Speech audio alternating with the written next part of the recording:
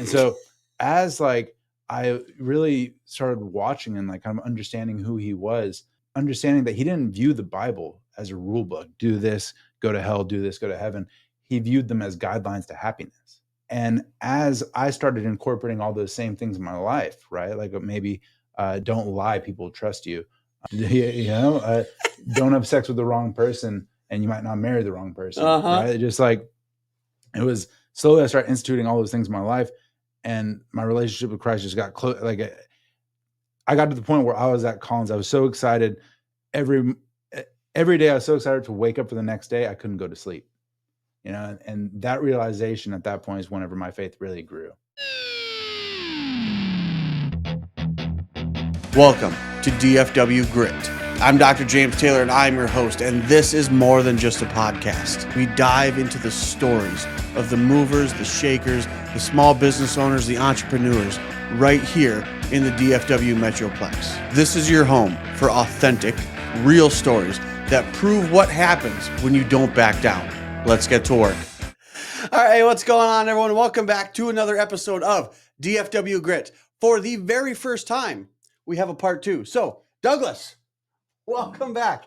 Side note, if you're catching this as part 1, go watch part 1. A literal emotional roller coaster, if you will. Actually, I thought of the title of our talks this morning on the way in. I want to call it The Art of the Pivot. Because it meant like that's what episode 1 was. So to recap, this is Douglas. He started as Doug. Doug got into a car accident, changing a tire on the side of the road in Arkansas, ended up going to the hospital with brain injury, broken back, broken ribs. And when you came, you're in a coma? I was in a coma for 2 months. 2 months, came out of a coma, and the doctor goes, basically, hey, you can understand me and everything like that. You know that I'm talking to you, but you've got the mental acumen of a 6-year-old. Yep. So you are going to have to relearn everything from that stage. And the part that we went off on was like, you got to learn to walk again. We got to learn to eat again. But you also had to learn, you really hit on the social cues. You had to relearn how to socialize because you had the social capabilities of a 6-year-old. I live with a 6-year-old and an 8-year-old.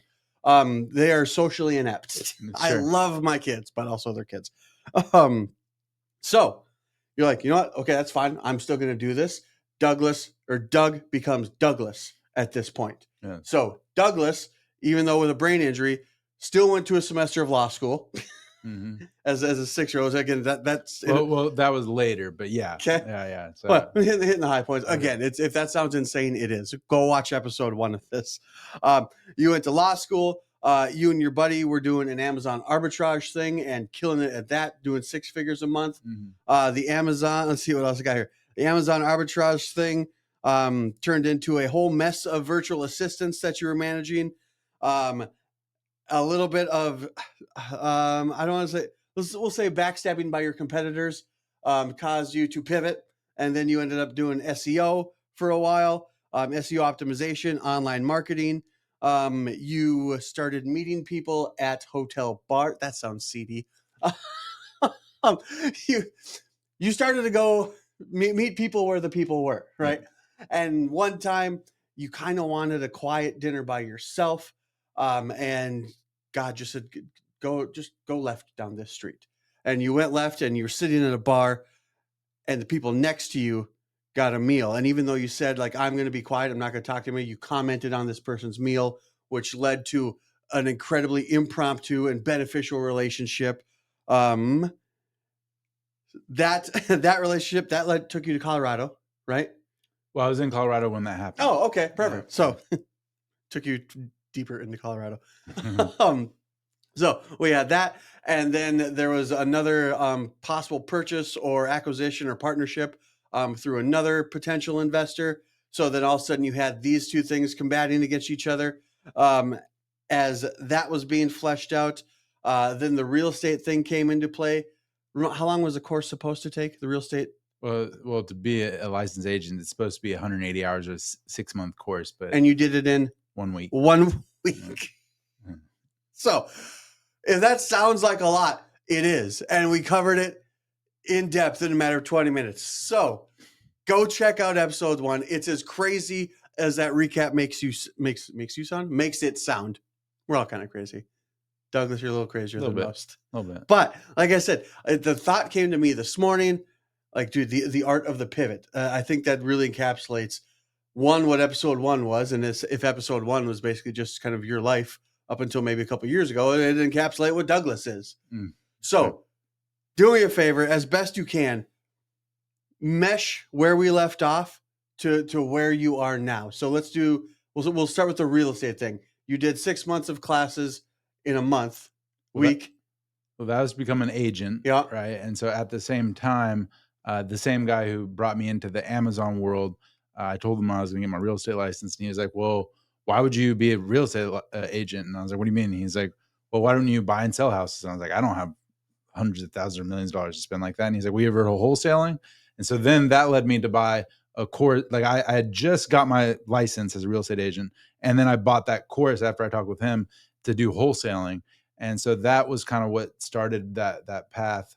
And, you know, for the DFW Grit, though, and this is where I'm glad we have time to talk about this now, that entering into real estate, right? What happened is I had my mentor go with me to the first house. I used my marketing sources to find an off-market property, went there, sitting with the owner. My mentor from that course, the wholesaling course, went with me.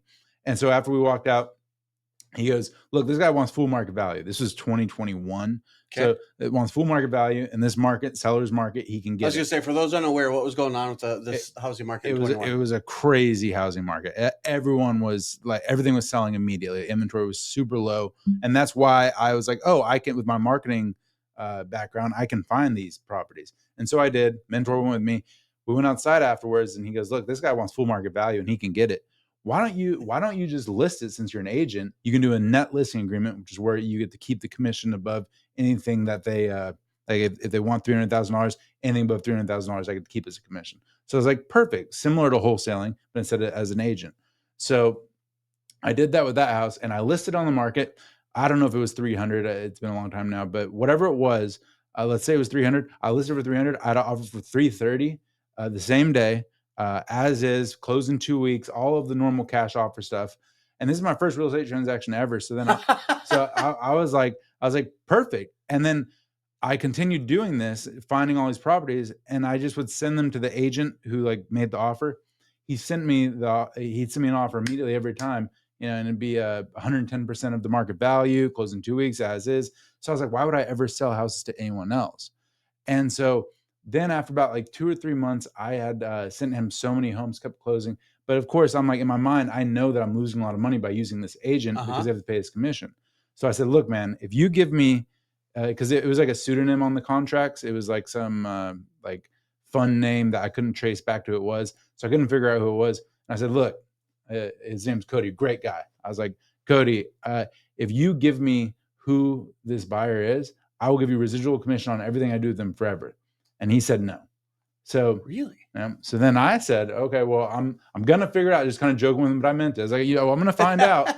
And so, so the fund name was RSXII24, something like that. And so I was doing a transaction through First American Title, and they sent a email, and it was from roofstock24@gmail.com. But it was First American Title. Why isn't it at First American Title? It's a big company. Yeah. And so I was like, RS, Roofstock. And so then I looked up Roofstock, looked them on LinkedIn, saw they're a home buying company. And I was like, this is them. Called the 1-800 number, over and over again, kept getting Indians who like didn't know like what I was talking about. Eventually one was like, I think you're looking for this person. They gave me the personal number of a VP of property management for the entire country here in Dallas. So I called her. Got her voicemail, knew it was her, looked up on LinkedIn, left her a message, didn't answer. Did that for 2-3 weeks, every day leaving her a message. Hey, just calling, I already provided you guys houses, just wanted to get direct. And so kept on doing that, no response. Someone on LinkedIn sent her a message.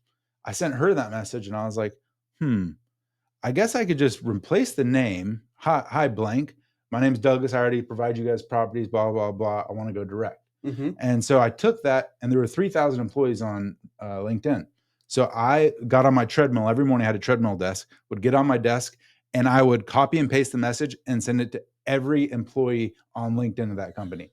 So So about a month later, 2,000 connection requests later, out of the blue, I get a call from a DC phone number. I thought it was one from law school. Answer, hello? Hi, is this Douglas? Yeah. I heard you were looking for me. And I was like, oh, who's it? It was the head of acquisitions for the entire country. Yeah, her name's Anj, great lady. So ended up starting going direct to them. And then someone from my country club introduced me to one of the VPs at Open Door. And so I had these 2 institutional buyers. And then I just kind of applied that same. I was like, okay, well, it worked for Roofstock, to get a hold of Roofstock. I'll just do this at every home buying company there is. And so that's what I did. And then I had my virtual assistants come in to where they would do the follow-up messaging and everything. Yeah. And so, a few years later, I had 50 institutional buyers across the country. And that was kind of how I built my network. Dude, that is wild. Mm-hmm. That I was getting flashes and parallels with Pursuit of Happiness. Has anyone ever made that connection? Are you sitting there? He's going through the phone list. It's a matter of just it's a numbers game.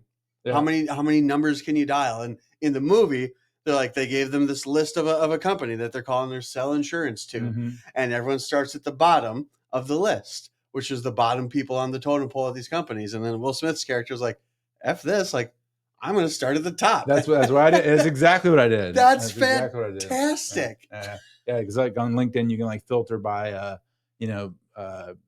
position, and so then I would do CXO is one of the things. So it's anyone who's in the corporate hierarchy. And so I just would message all of them, and then once I went through all of them, then I would go lower, directors, and then after that, and it took a long time, but it worked. Apparently. Yeah. So. You got with that the First American Title Company. What was the Roofstock? Roofstock, okay. Yeah. And then how did that get you to Open Door, or did you just go after them on LinkedIn? Well, so while I was looking for Roofstock, I didn't know who they were. I went to he's a very close friend and mentor of mine. His name's Merrill Callister. He's a SEC attorney. I know him at the country club, and so I went to him and I was like, "Hey, man, do you know who RSXII24 is?" And he was like, "Nope, but I can introduce you on VPs at Open Door." And I was like, "Perfect." And so while I was looking for Roofstock, I got connected with Open Door. And then I didn't really start doing deals with them though for a while. But then I got really close with the people at Roofstock. They tried to hire me. I turned it down because of conflicts. But throughout that time though, then all of a sudden Open Door started coming with better offers. So then I stopped sending offers to Roofstock and just sending all my homes to Open Door. And so then it became a battle between them two. Yeah, and Roofstock's like, "Hey, where'd you go, Douglas?" Yeah, and that's when I used my LinkedIn strategy to go find 50 more across the country. And so that's been kind of my bread and butter over the last 5 years. But the same SEC attorney kept on nudging me, "Hey, I know single family is going well, but have you thought about multifamily?" He bought 26 multifamily properties between 2020 and 2022. Damn. Has about $1.3 billion of assets under management. He's a big deal in that space, right? At least for Dallas. And so he kept on nudging me, but it didn't never caught my interest. But then when interest rates went up in 2022, he bought 26 multifamily properties, right? And he was all doing great. But then interest rates went up. And so then he met our operator, Ronnie Corbin, for the car washes. And so car washes are that got my attention. Because okay, so how much would you guess a car wash cost to run? To run? Yeah, you pay $20-$30 for a car wash. How much do you think it costs to do that car wash? To do, I'll hope $8. Nope. It cost for us to run the car wash, or our operator run the car wash, right? It costs $1.60. Shut up. Yeah, $1.60. And so, the average subscription is per month? $20? $32. It varies by location. But then you want to know how often our subscribers use it on a monthly basis on average? Once. 1.9. Maybe twice. Yeah. 1.9. And so, the margins are just crazy. And so that information is what kind of finally got my interest. And sometimes you just want to listen to the people who obviously know better, right? So Merrill was trying to get me to go down the path of, kind of capital raising and private equity for a while. And it took the returns of the car wash give to really catch my attention. And so then I started focusing my efforts there. And I mean, it's just crazy. It's been so amazing ever since. So our investors, right? We only take passive investors. If you want to be involved in an investment, we are not the right firm for you, right? But so a passive investment, they come in, but you're getting anywhere from like a 35 to 40% annual return. Annual, yeah. So like, yeah, and it's about a 4 to 6 year hold on average. Yeah, and our investors are making about 40% per year, and so that to me got my attention and kind of pulled me away from everything we've talked about so far, right? Yeah, I mean, of course it did. Art of the pivot, right? And it's like the one thing that's really helped me though over the last few years is my fiance. She's been, because I used to be like, Amazon, then marketing, and then real estate came along. Well, she really helped me dial down to like be focused, right? Okay. Because grit's one thing, but also focus is another. True. And so being able to focus where I everything I do, I might have a big world, but it's all real estate related, right? So that's the one path I keep now is like if I'm going to do something, it needs to be in the realm of real estate. So like, for example, I have a $24 million listing in Texarkana right now, totally separate than what I'm doing with the hedge funds, totally separate of what I'm doing of the capital raising, but it's all underneath the umbrella of real estate. Yeah. Right. And it's so funny. It's such a big, a small, big world, right? Because it's like everyone knows everybody. And it's just unbelievable the number of contacts I make just by walking in a room. They already know each other. It's crazy. Kind of off topic as far as real estate is concerned, but one of the things that it just kind of struck me now that you, on the surface, appear to be incredibly good at is forming relationships. How do you do that? God, number one. I'm not that special, right? It's just I keep being put in touch with the right people. But two is also God, because through the accident, right, I had to learn, like, everybody had something of value. And it's very, like, I was a douche. It happens. As was I. But I can still pull it out from time to time. Well, before the accident, I was, right. And so like I never gave people the time of day. But then whenever learning, like I had to relearn social functions, right? Like when to tell jokes and kind of when it was appropriate to say certain things. And through that, though, I learned from everybody, right? I was going to school at University of Michigan, Flint, and I was walking around talking to, like, I mean, not all the time, right? But I was talking to like homeless people, kind of getting their 2 cents on like what they would change and like what they think. And I mean, really understanding that like everyone has something to offer gave me like a new love for people that I've always been a people person, but after the accident, really understanding that everybody has something of value, and not in the sense of like take, but like in the sense of like allowing people to communicate to you and just get, if you let people talk, they're often going to tell you something of value, right? And what you do with that is up to you. But at the end of the day, everybody should be given that chance. And so that's kind of where my unique ability, I think, is connecting with new people, right? And that's comes from a genuine desire to learn about them, a genuine desire to build the relationship. And I think that's why people trust me easily, is because I'm not looking for anything, right? I'm very curious to know that person and see kind of what life experiences they have that maybe we can help each other. Yeah. And that's kind of where I think my ability comes from. Are you familiar with a guy named Dave Meltzer by chance? Ringing a bell? Former sports agent, does like all kinds. He does podcasts. And he's a people person. And one of the things, I mean, look him up on Instagram.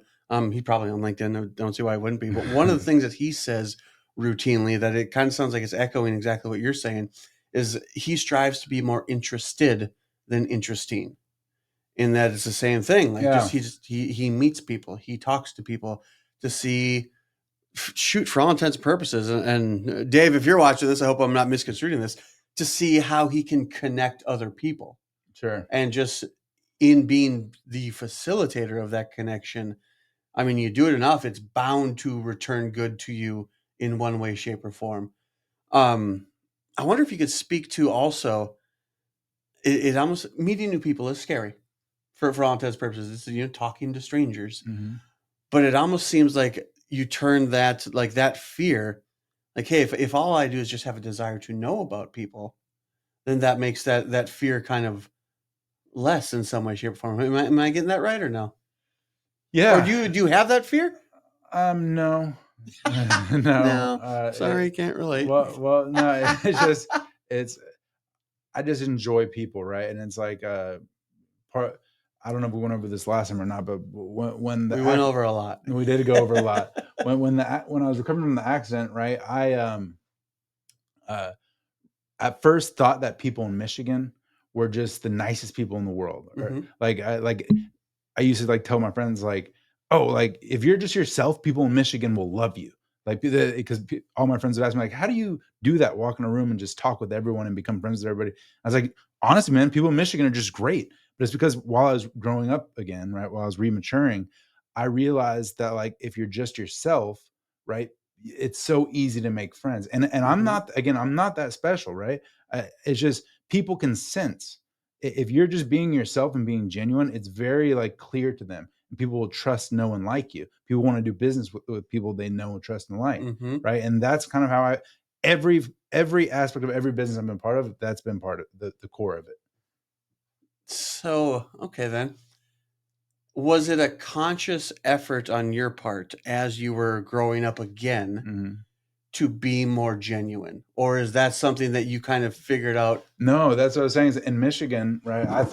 I thought it was like, in my mind, I was like, yeah, people in Michigan are just great. Because like if you're yourself, they just like you. But that's then I moved and I realized it was kind of everywhere, then DC and then back to Dallas, and it's really a universal truth. Okay, yeah. So you realize like, so you were in Michigan being yourself because you felt comfortable being yourself in Michigan. Yeah.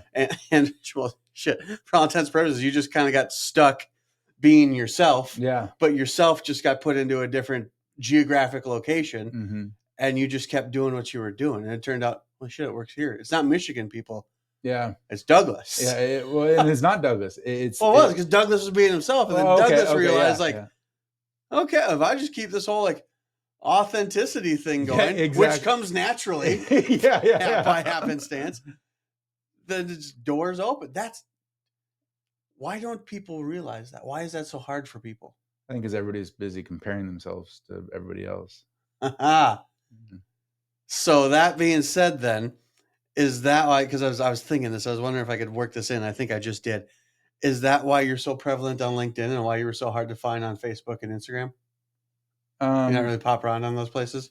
Well, I got rid of, so I technically have a Facebook. I just don't use it very much. And then I got rid of Instagram altogether. But I don't have the apps on my phone for any ones I have except for LinkedIn. I did that because I was reading a book. It was like if you get rid of Facebook, get rid of Instagram, get rid of all these apps on your phone. See if you miss them. See if like all the notifications distract you throughout the day. I did it. It was called Deep Work. Was the book. Okay. Get rid of all of these distractions, and so I got rid of them. And for a whole month, I didn't have the apps on my phone, and I didn't miss them at all, except for LinkedIn, which I need for my business. So okay, this kind of bring this into a little bit of a close, but also too, just for fun for you being you.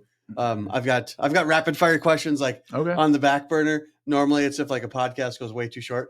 This is episode number 2. So that's not the issue. Sure. I'm really actually just curious about your answers to these. So give me a person that you would trade places with for a day. Elon Musk. Nice. Yeah. Just to see how loud his brain really is. Yeah. What's your guilty pleasure? This is awesome that you have to struggle so hard to find the guilty pleasure. Well, like, I like Scotch, but I haven't drank in over a year. But I do like Scotch, I guess. Yeah. What was your favorite Scotch? Johnny Walker. Okay. You're a blend man. What's the worst advice you've ever got? There is no bad advice. Interesting. Yeah, because like even if you take advice from someone and you use that advice and it turns out bad, well, you learn from that mistake. Yeah, and Napoleon Hill, within every adversity, there's a seed of equal or greater benefit. I've never got that answer before. What's something you wish you were better at? Golf. It's fair. What is an idea that you think most people get wrong? The idea that that God is someone that you have to prove yourself to. And God loves everybody, no matter what your religion is. If you don't like him, you don't believe him, and that's fine, right? He still loves you, and it's like there's nothing to prove he is, right? Were you a religious or spiritual person before the accident? I was always Christian. Right? Fair. But like I was not I didn't practice well. Like through the accident. Good at it. Yeah. Well. So like when I met, part of my recovery and everything was meeting somebody named Collins, and I really got good at identifying the people I wanted to be around after the accident, right? Because I went to law school. It was like I really understood people because I had to like relearn it all, right? Mm-hmm. And so I met this one guy named Collins, and he was just the happiest person I ever met in my life. It was very annoying because I was in Michigan at the time, snowing every day, gloomy. He was so smiling and happy all the time. He did nothing I thought was fun. He didn't drink. He didn't do drugs. Pre-accident, by the way. Didn't like. I want to make that very clear. Yeah. But he didn't even have sex. He was still a virgin when I met him, and I didn't believe him, but it turns out he was right. And so, as like I really started watching and like kind of understanding who he was, understanding that he didn't view the Bible as a rule book. Do this, go to hell. Do this, go to heaven. He viewed them as guidelines to happiness. And as I started incorporating all those same things in my life, right? Like maybe don't lie, people trust you. Don't have sex with the wrong person, and you might not marry the wrong person, right? Just like it was slowly I started instituting all those things in my life, and my relationship with Christ just got close. Like I got to the point where I was at Collins. I was so excited every day. I was so excited to wake up for the next day. I couldn't go to sleep. And that realization at that point is whenever my faith really grew. So to answer your question, yes and no. You still talk to him? To God? No, Collins. Yeah. Collins is a really, really good friend of mine. Yeah. Is he still up there? No, now he actually moved down here to work with me on a political campaign in 2018. Oh, nice. And then he's been in Texas he's in California now, but okay. So then the last one here. What type of person do you like to work with best, and how can they find you? The person I work with best, so a lot of investors we work with are medical professionals, right? People who have, a good amount of money, but they aren't putting it to work. They have it sitting in some bank account making less than 1% interest, but if they put it somewhere like with our car washes, right, they're making 35 to 40% annual returns. And for total passive investment, if you want to be hands-on when you invest your money, I am not the person you want to get a hold of. I am a truly passive investor driven company, right? So, and how do they find you? Just look you up on LinkedIn? LinkedIn, or you can send me an email to Douglas at whatafund.com. Dude, I love the way this thing kicked off. Like even like not the recap part, but just jumping right back into it. Like, wow, man. And in fact, the whole time, like, again, the master of the pivot, whether you want to be acknowledged as such or not, and it's like, yeah, I'm not special. It's just out here just meeting people. Yeah, I mean, it really is just it's been a blessing. It sounds like it. Yeah. Sounds like you're doing pretty well at it. Douglas, man, dude, I appreciate you coming back. This was just as much fun as the first one. Right. Again, everybody, like, share, follow. Look up Douglas on LinkedIn. Say the email address one more time. Douglas at whatafund.com. Whatafund.com. Thank you for watching another episode of DFW Grit. As always, like, share, follow. And this is as true for his part 2 as it was for his part 1. You will learn more here by accident than elsewhere by design. Thanks, guys. You have a great rest of your day.